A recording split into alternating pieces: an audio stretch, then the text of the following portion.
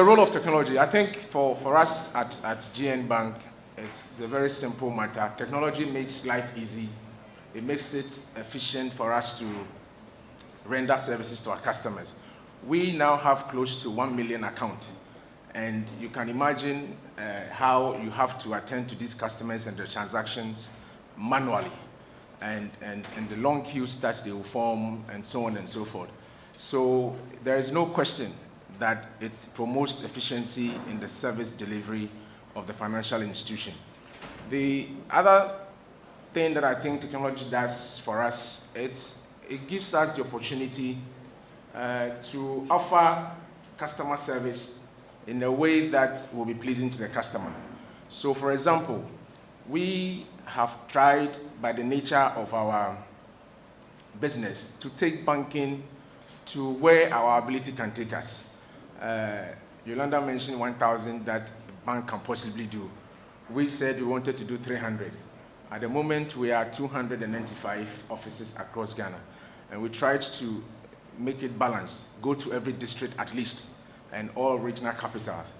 But these customers that we go to also have other needs, apart from just saving their monies and getting attractive interest. They want to be able to move money easily across the country. So if you don't adopt technology to be able to connect your branches through wide area network, then these people will shy away from doing business, or these customers, I should say, will shy away from doing business with you, and they will prefer to keep their monies and travel with them and experience all the attacks, robbery on the roads, and so on. So in a way, it helps us to connect our branches. There's a request I'll make to Mr. Chairman at the end of my presentation, because we have some challenges as far as sustaining the connectivity is concerned. But it helps customers to move money around the country easily. Once you have an account at Boko, you can easily move to Axim if that is where you have business to do. And then when you go there, you'll be attended to as if you are in your branch. Now, one thing we have also used technology to do is to deepen financial inclusion to some extent.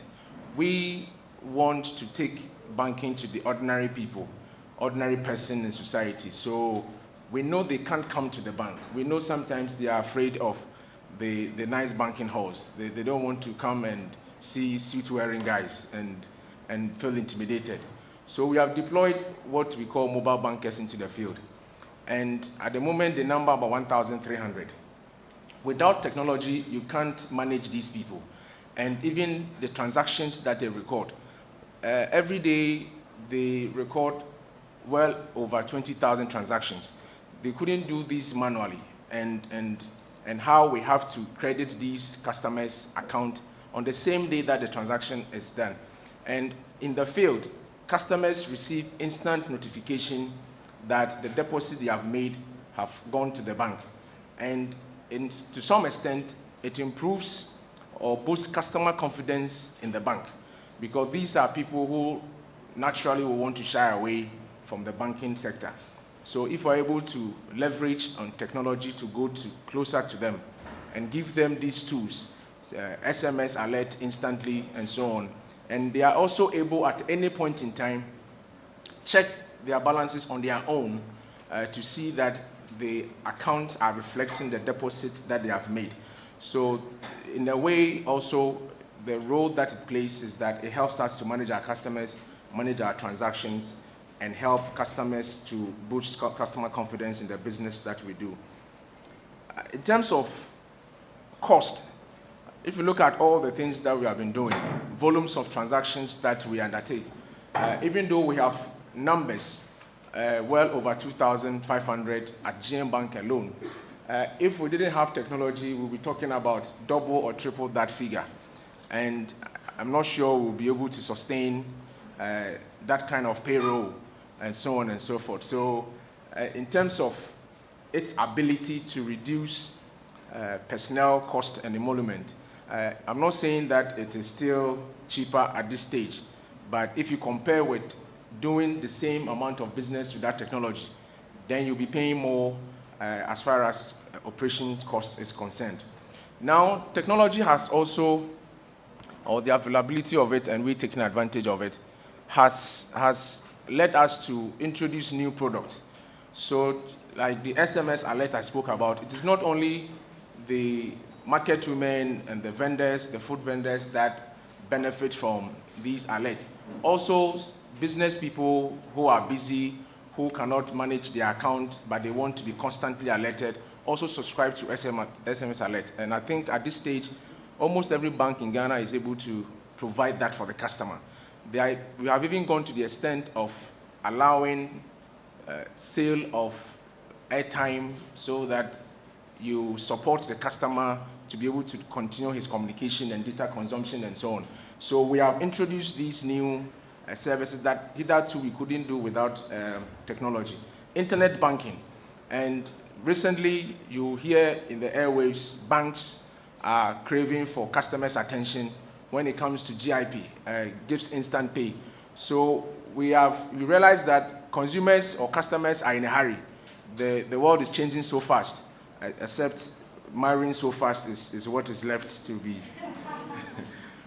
to be paid attention to. So customers, even though we have normal checks that we issue for people that supplies and so on, we had automated clearinghouse, ACH, but people want more faster ways of doing things.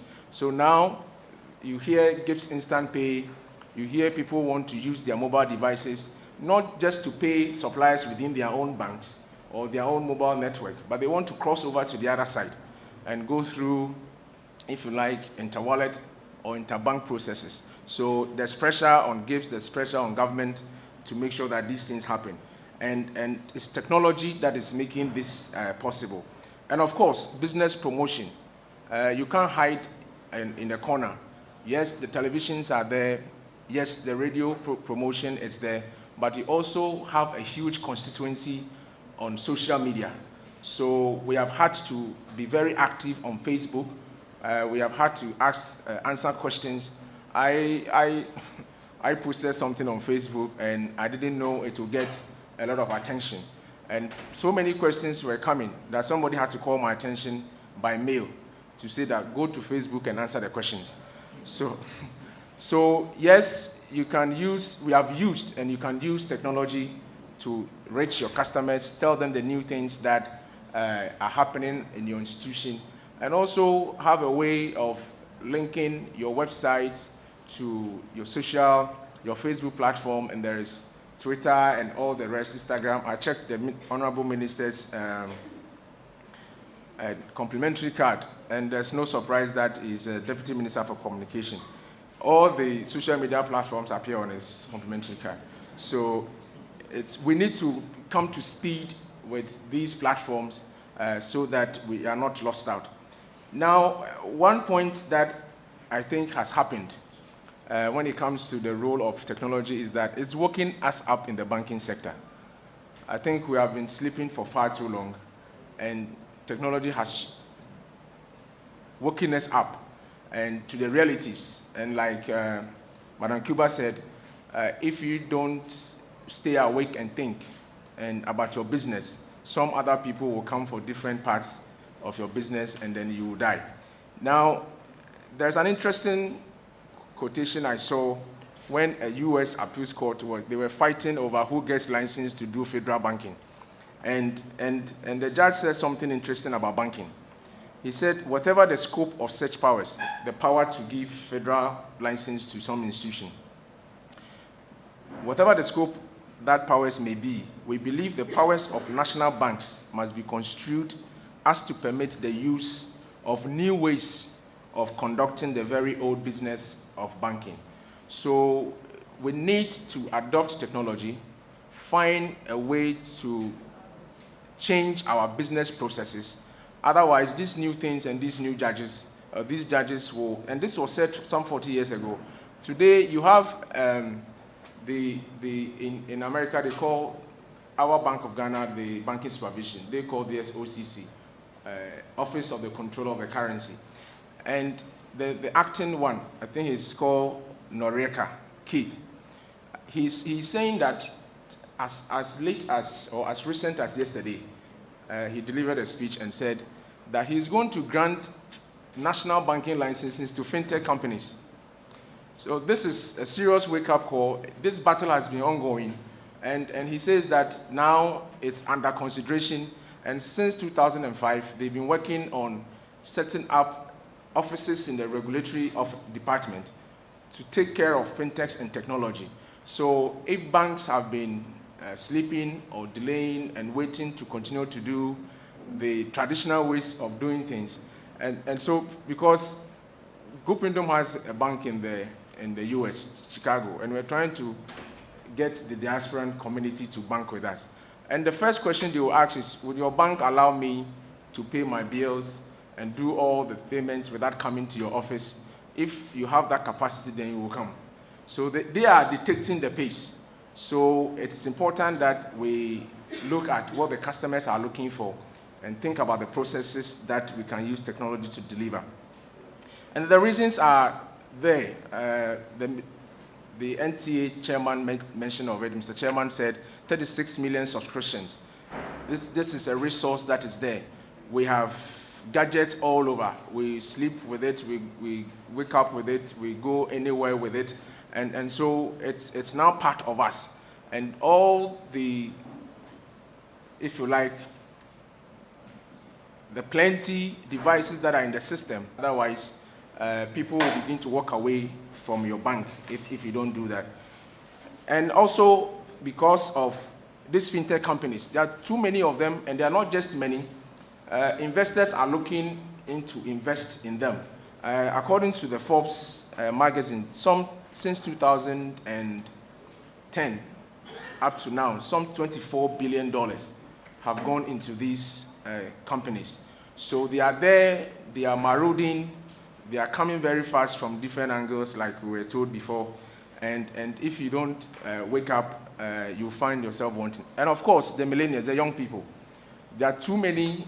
They like comfort, they are sophisticated.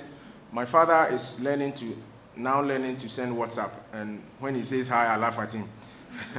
But my daughter is able to maneuver YouTube in a way that I haven't learned myself.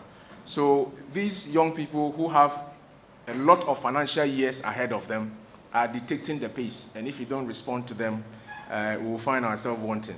So GM Bank, there are two ways that I would suggest that we can do as businesses to be able to get on with technology. Learn from others. You can incubate from in-house and see what is it that you need to do and get the resource in-house to do it. Or collaborate, buy from others, including hostile takeovers if it's possible, so that you can continue to be relevant. Otherwise, you stay behind. Quickly, GN Bank, something we try to do for our customers that is exciting. We know there's mobile money. So there's MTN mobile money, there's Vodafone Cash, and so on and so forth. But the customer is looking to be able to transfer money instantly across the network. So it's more or less like interbank. The technical people call it interoperability. So we said, okay, Vodafone Cash is taking care of Vodafone numbers. MTN is taking care of MTN numbers. Can you do something else that takes care of all the numbers that we have? So GM Mobile Money was introduced. Thankfully, we got the blessing of the Bank of Ghana, so we started rolling it out so that all of us here, irrespective of the network that you are on, either the former employers of the Deputy Minister or Yolanda's company, you can still tap into our mobile money platform. So in a way, we are solving interoperability before GIPS brings its own. And the second thing we wanted to solve was that, of course, interoperability will not be for free. So there will be a third party involved when Mr. Anda wants to cross over to Madam Cuba for instant payment. They will have to go through GIPS and pay some money. But if the two of them decide to come on GN Mobile Money, they don't need to pay anything. So it's a straightforward transaction. So either on GM Mobile Money becomes your primary wallet or your secondary wallet, you can still somehow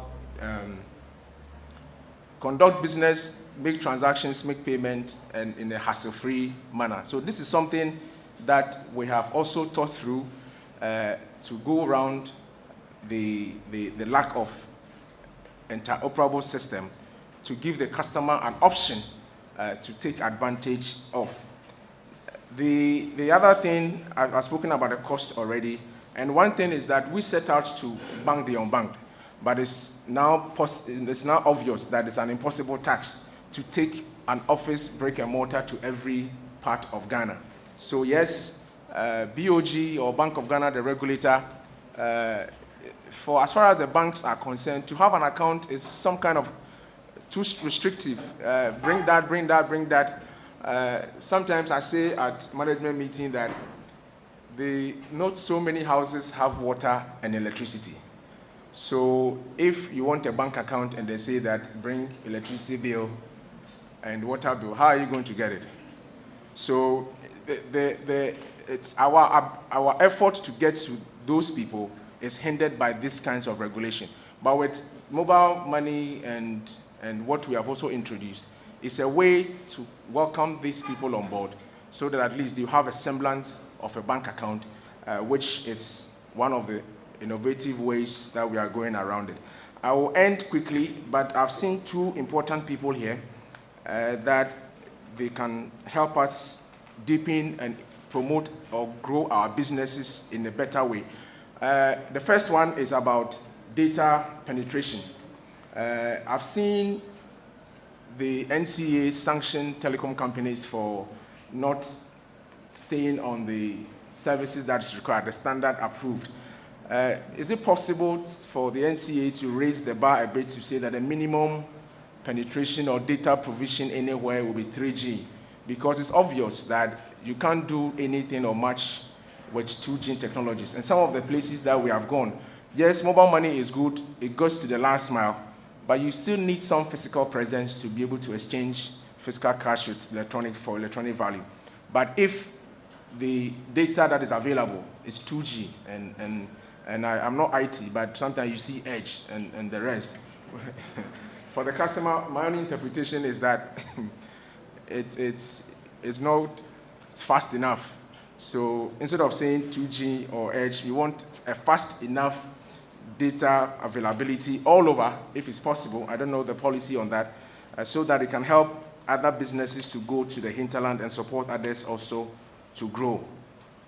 The other one also goes to NCA. If for quicker registration of mobile money subscription, is it possible?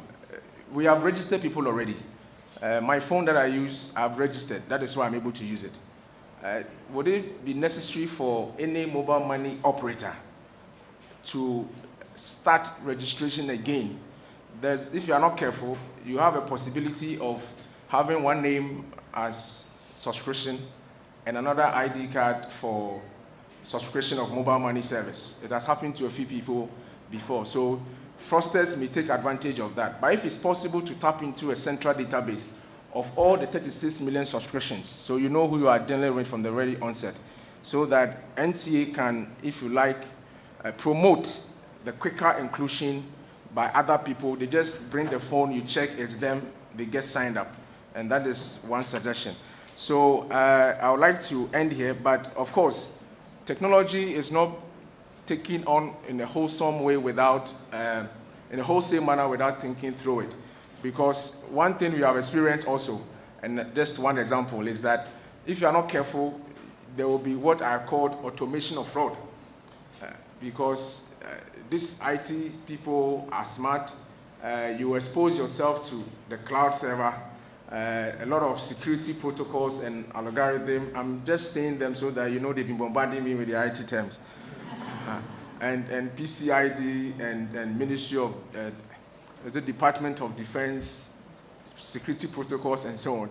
But yes, still, you can get attacked, you can get hits from people who are using clone checks, using the same communication platform, they divert calls here and there. So yes, we have embraced technology, but yes, we also know that there are times that it's difficult for us because some people will try to play around. But of course, we are always on the alert to minimize this risk exposures.